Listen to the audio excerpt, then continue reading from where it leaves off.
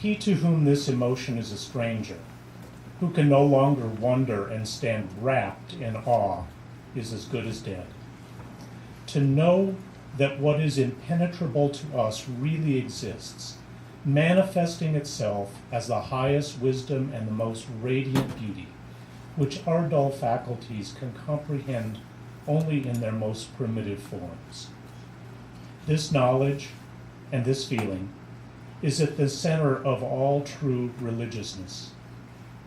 In this sense, and in this sense only, I belong to the rank of devoutly religious men. Albert Einstein. Would you rise as you're willing and able, and we'll sing Spirit of Life, number 123 in the hymnal.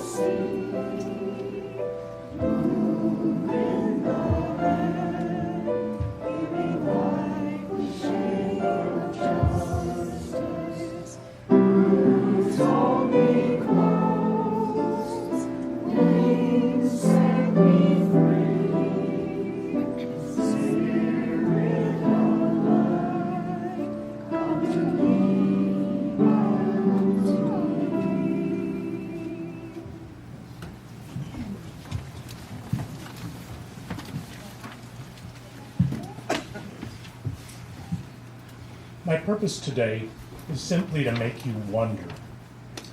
The purpose of both religion and science is ultimately to explain, but before we can explain, we must wonder. The title of my talk today is taken from a book by Gary Schwartz and Linda Russick, who are psychologists and researchers associated with the University of Arizona in Tucson, and I gained a lot of information from this book. First of all, I'd like you to imagine that we're all made up of energy. At a quantum level, and many levels actually, scientists believe this to be true. It's clear that our electrical energy given off by our hearts and our brains, for instance, extends well beyond the body. We're bathed in an electromagnetic field that extends beyond us. Our brain waves can be picked up outside our skulls, and the energy field of the heart can actually be picked up to 15 feet away. There's a device called a SQUIDS, which I love the name. It's a superconducting quantum interference device, for those of you who are techies, that can measure very weak or fluctuating magnetic fields in the body, and at some distance from the body. Now, people who are emotionally connected will sometimes synchronize their heart rhythms and their brain waves under certain conditions. If they're actually physically in contact, that is even more powerful. But I wonder, is it possible that not all the energy surrounding us is electrical or magnetic in the ways we think of these energies? Or does it perhaps operate at ranges beyond what we typically measure? For example, the SQUID detects powerful energy fields emanating from the hands of healers under certain conditions. Now, there's a tradition of energy as a life force, and that's really what I'm talking about today. Now, Polynesian Hunas call it mana, the Iroquois people call it orenda. It's prana in India, ruach in Hebrew, baraka in some Islamic countries, chi in China, and ki in Japan. Spiritual healers have used this energy to soothe and heal for millennia. More recently, those of us in the West have called it subtle energy. This type of energy seems to be similar to but yet different from electricity or electrical energy. For example, healing energy and certain types of ESP. And I'm wondering if ESP might be a byproduct of this energy. These energies can pass through something called a Faraday room, which is a room shielded by electrical wires which do not allow radio or other electromagnetic waves to pass. So it isn't exactly electricity that we're talking about here. Now, I've been interested in healing energy for a long time. I noticed even while I was in school that I could help people's headaches by holding my hands on them. I didn't know what it was called or how it worked, and it didn't always work. In graduate school, I became interested in subtle energy and began taking what was called Kirlian photography. And there are Kirlian photography examples on the back of our order of service today.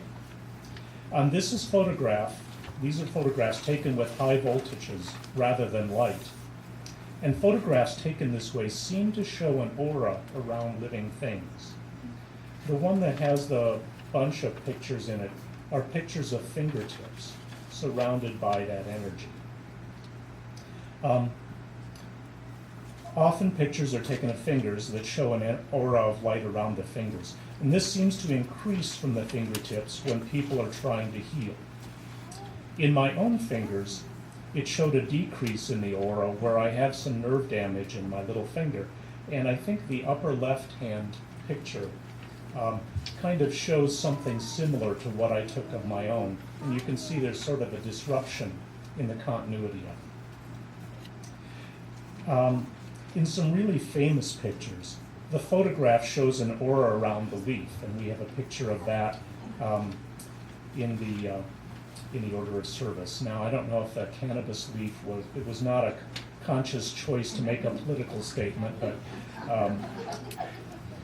in some really famous pictures, the part of the leaf is cut off, and yet the aura remains where that part of the leaf used to be.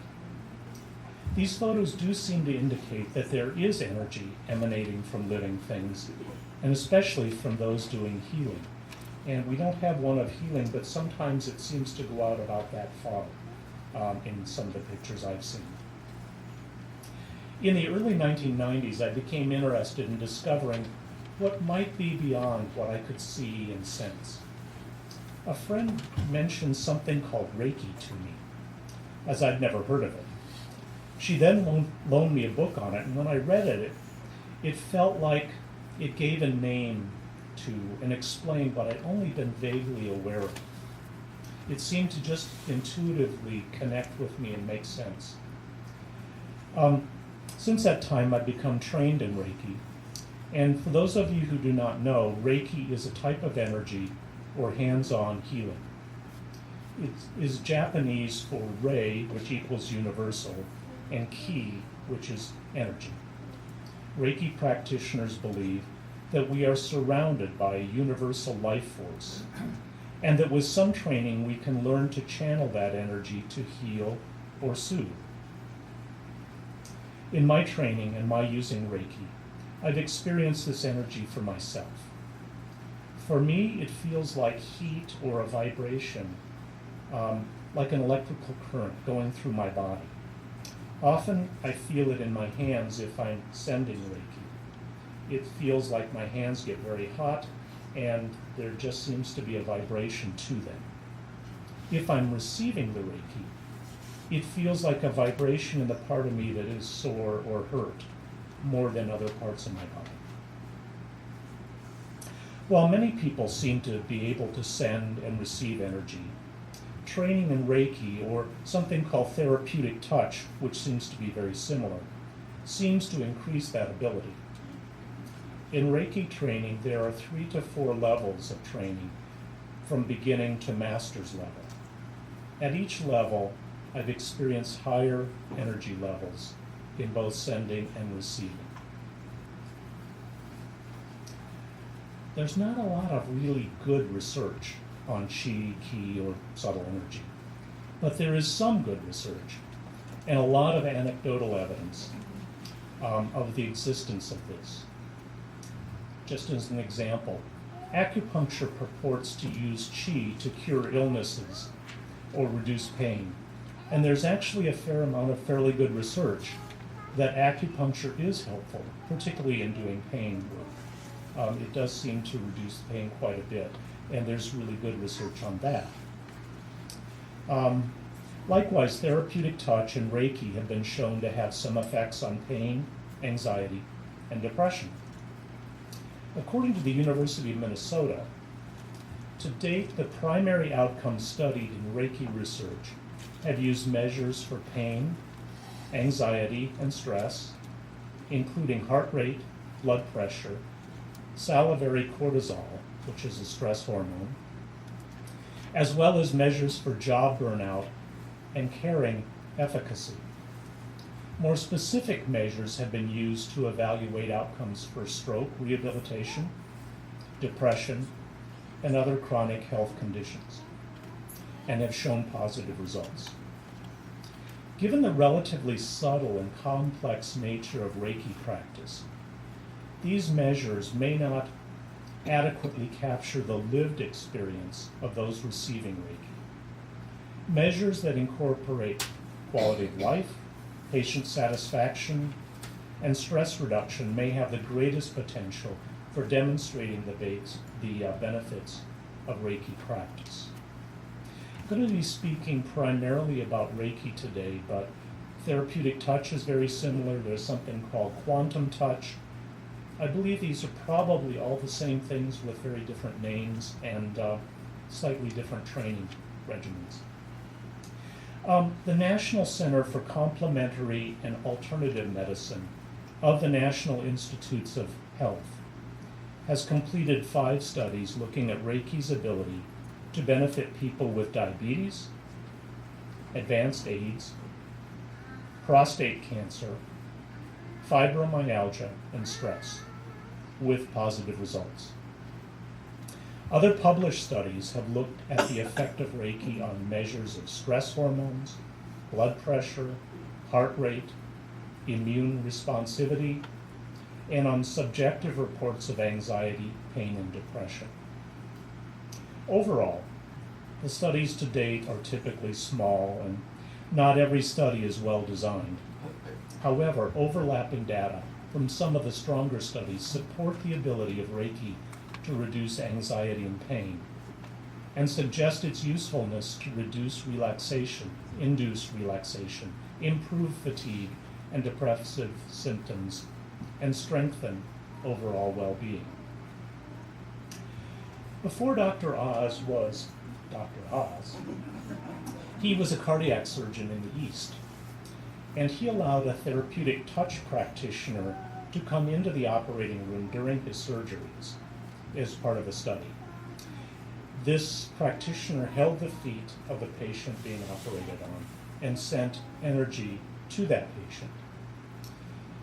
Dr. Oz reported that those patients who had that used fewer analgesics, had fewer complaints, and were discharged sooner. So probably our managed care will get a hold of it real quick, right? Reiki's been increasingly offered as part of workplace wellness programs and is used in over 160 hospitals at this point. The Touchtone Process, which is a group dedicated to Reiki research, determined that only 12 articles were based on a robust experimental design and utilized well-established outcome parameters. Of these articles, 2 provided no support, 5 reported some support, and 5 demonstrated strong evidence for the use of Reiki as a healing modality. Other journal articles have shown a reduction in stress, improved anxiety and depression, lowered physiological indicators of stress and pain, decreased pain medication usage, and an increase in heart rate variability, which is considered good, in post-heart surgery patients following Reiki practice.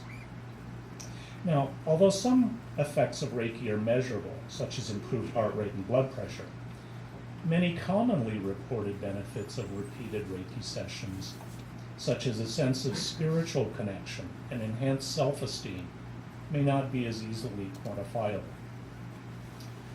It is still important to document these reported benefits. Now, part of our tradition in UU churches is that we don't just accept evidence. We don't just accept dogma. We have to look at the evidence and our own lived experience to form our opinion. I've witnessed the power of Reiki myself in a number of instances, and so this is part of my lived experience. In one instance, Sandra and I gave Reiki to a former member of this church at his request. He'd been unable to even go up and down his stairs at his house for quite a long time due to a lack of circulation in his legs.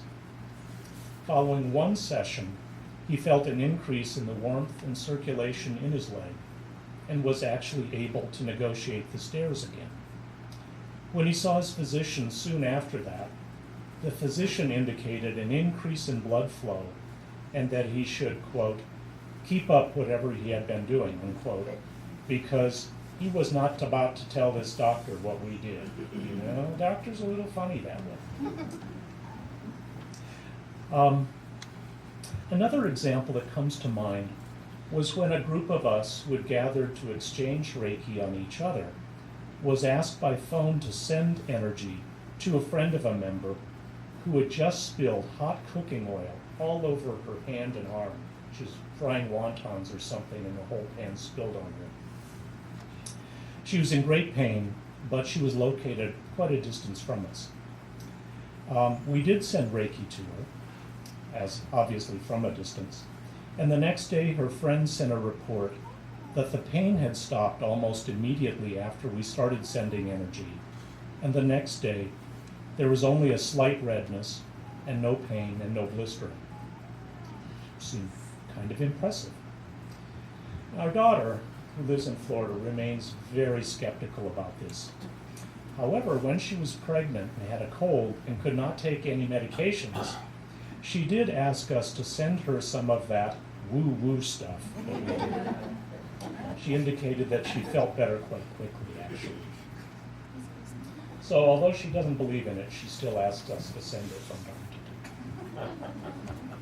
Now, of course, we might attribute instances of healing to the placebo effect, for example, in some cases. But there's another instance that I don't think could be accounted for by placebo. Now, some of you may know that some years ago we had a cat named Annie. At one point, when I was just learning about Reiki, she developed feline hepatitis. The vet said she was severely ill and might not make it. She'd withdrawn, stopped eating and drinking, and lost a lot of weight, and frankly, she appeared to be dying. Sandra and I believe that she really only had a few days left, and we were considering euthanasia at that point. I asked my friend, who is a Reiki practitioner, to come over. She did, and sent energy to her, to Annie, from across the room for a few minutes, and then she left. Soon after, Annie started eating and drinking and seemed to be feeling better. But after a few days, she again seemed to be going downhill. My friend came over again and again sent Reiki from across the room. Almost immediately, Annie started eating and drinking and became more interactive. She appeared to be completely healed at that point, and in fact lived quite a number of years after that. However, several years after this, she tore her ACL. I mean, what kind of cat tears their ACL, right? Okay. Anyway, she needed surgery, and she had to be kept in a cage for 6 weeks at a minimum so that she couldn't tear it again. And so she had the surgery, and of course, we gave her Reiki. After 3 weeks, when we took her back to the doctor, he said it was the cleanest wound he'd ever seen, and we should keep up doing whatever we were doing. At that point, She was allowed out of the cage 3 weeks early and made a full recovery. I don't think placebo effect could account for that. Reiki is, this cat, Annie, was certainly the most sensitive cat we had to Reiki. Other cats, they'll just walk away, but this one seemed to really like the feeling. Now, of course, these incidents are merely anecdotal evidence and not research, but they've certainly made an impact on my belief system. And I do believe in subtle energy, or whatever we want to call it. I think there is research and a personal experience that have informed my own beliefs. Now, I personally believe that Reiki is probably no different from Qi, therapeutic touch, quantum touch, or other kinds of purported energy. And I also wonder if this energy might be involved in other kinds of phenomena, such as ESP. It does seem to be able to operate at a distance and not need physical contact. Now, there's no reason to think that I have this energy and you do not. I think we all have this energy and perhaps made up of this energy. One thing I've observed in channeling Reiki is that when energy or Reiki is sent with loving intention, it tends to be more powerful. If it's sent with resentfulness, it's seldom helpful. So, perhaps you're willing to accept there might be something like this subtle energy. And if this were true, what implications would there be? For one thing, it would imply that we're not simply a bunch of molecules, but we're made up of an energy that may in fact transcend our bodies. This energy can have an impact not only on our own health, but may influence other people or animals as well. Could this explain the vibes we get from people sometimes? You walk into a room and there's just a difference in energy. We all have felt this, I know. Could this also be associated with those times when we think of a friend and just then the phone rings with a call from her? I don't know. Could this energy explain those times when prayer has seemingly healed people? Could this explain the healing that Jesus reportedly did? All through history, there have been stories of great healers who laid on hands. Could these people simply have been more adept at channeling this energy? Something to wonder about. If this energy does exist, as I've outlined, it does imply that we are energetically linked with each other, as Judy had said earlier. Our energies influence other people. We are very much a part of an interdependent web of energy, and how we use our energy affects everyone around us to some degree. Wouldn't it also imply that all of us have worth and are deserving of dignity and respect? Doesn't it say something about what we must do for social justice, since we are all energetically linked? Another implication for me is the possibility that this energy might continue after the death of our bodies. If it already extends beyond our bodies, is it possible that it could at some point be independent of our bodies? Could what some people experience as ghosts be the remaining energy and memories of people whose bodies have died? I don't know. Could we possibly continue after we die? Now, to me, this is a really intriguing possibility, as it does not imply having to be saved by Jesus or even believing in God. Instead, it implies that this energy is a natural phenomenon and part of our own world. Now, for me, energy, including Reiki, is part of my spiritual search and practice. How could the concept of energy be incorporated into a spiritual practice? Well, firstly, you become more aware of people at a different level. You become more aware of your own and others' energy I think you become sensitive to those vibes. For some, this might mean viewing auras or sensing health issues, but even if you're not that adept or sensitive, you can still become aware of people at a very different level. I also believe that you start to think of health, disease, and healing somewhat differently. I would certainly not replace medicine with Reiki, but I do think the comfort that you can get from Reiki supplements traditional medicine. It can bring comfort, relief from pain, and may heal under certain circumstances. While it may not cure cancer, for example, it can bring relief from the treatments and the pain. It can also help some of the emotional turmoil involved. Being aware of your own and others' energy also makes you want to increase and protect your energy. You're more likely to meditate, use fewer drugs or alcohol, eat differently, and exercise if you find that that tends to help you increase your energy. It also tends to help you think in more loving and intentional ways. And lastly, being aware of energy opens you up to new possibilities, not just traditional beliefs or dogma. The word namaste means the God in me honors the God in you. And if you're talking about the life force within you and in the other person, you recognize that we are not different. As someone at GA said a couple of years ago, we are all the same, differently. It seems to me that using the energy hypothesis that I've been talking about today goes along with several of our UU beliefs.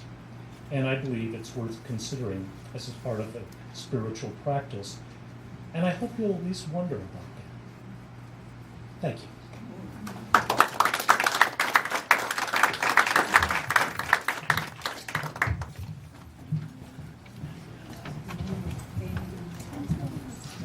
Thank you, Barry. Please stand now and join me in our closing hymn, number 352, Find a Stillness.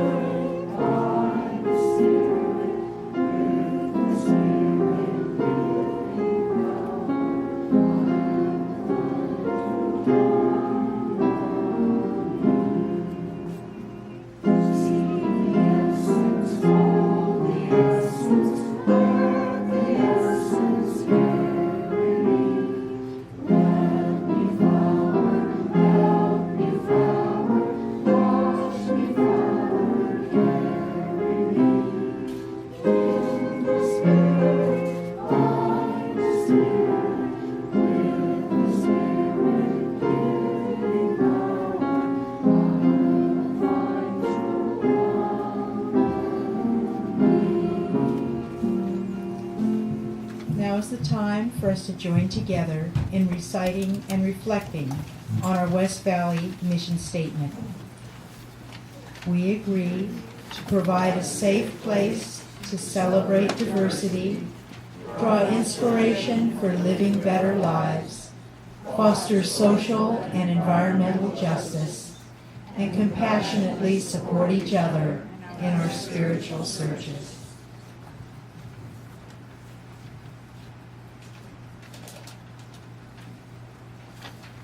Barry Linden has some closing words.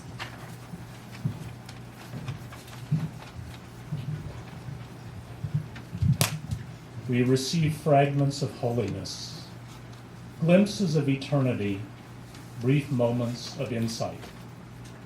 Let us gather them up for the precious gifts that they are and renewed by their grace, move boldly into the unknown.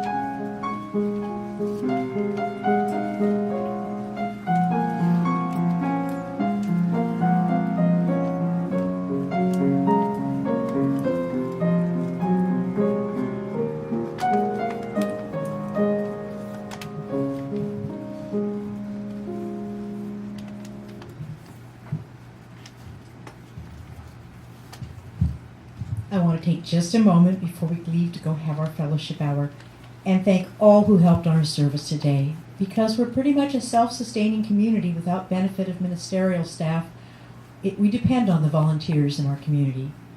We're grateful to Barry for volunteering to step up to the podium this morning and be our speaker today. We're always grateful to Rocky for volunteering to play the piano regularly in service.